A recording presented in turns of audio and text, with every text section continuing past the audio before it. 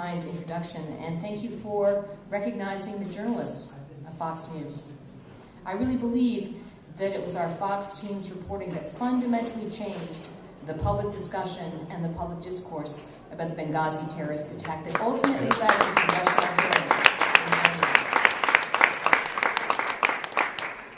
There's several people I'd like to just take a moment and thank. First and foremost, Roger Ailes, because without Roger, there would be no Fox News Channel to showcase our reporting.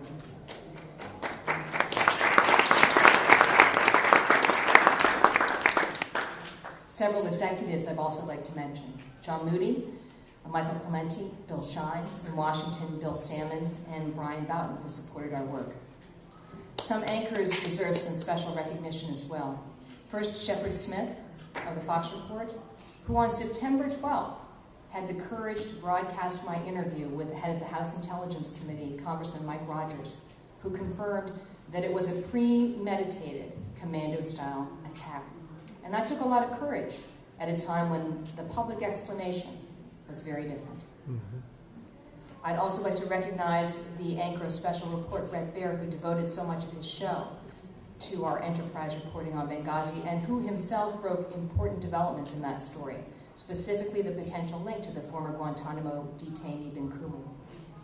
And Greta Van Susteren, who really showcased our reporting in prime time, especially this cable of August 16th. For those of you who are not familiar with the cable, it was a classified State Department cable written by Ambassador Stevens after an emergency meeting in Benghazi, where they told the office of Hillary Clinton that they could not sustain a coordinated attack and that the Islamist militias and Al-Qaeda had at least 10 training camps in Benghazi. It's been described as a smoking gun warning because it did foreshadow how those 4 Americans would die just a month later. I'd like to give a special recognition to our senior executive producer, Pamela Brown, because without her, I would not have been able to break what I think was the most important story of all. On September 17th, as you heard after Ambassador Susan Rice was on the Sunday talk shows, describing the attack as a spontaneous response to an anti-Islam video, we confirmed that there was no demonstration outside the consulate, that the attack came suddenly and without warning. And when you pulled that thread, the entire explanation began to unravel. I'd also like to recognize my family who are here today. My husband, J.D. Hayes, because I was away a lot this fall. Peter.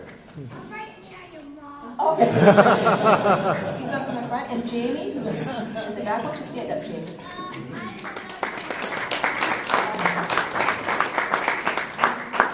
And my parents, Bill and Ruth Herridge.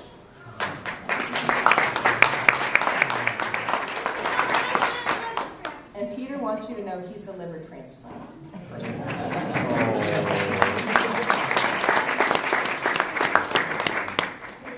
People ask me 6 months later why I persist in reporting the Benghazi story.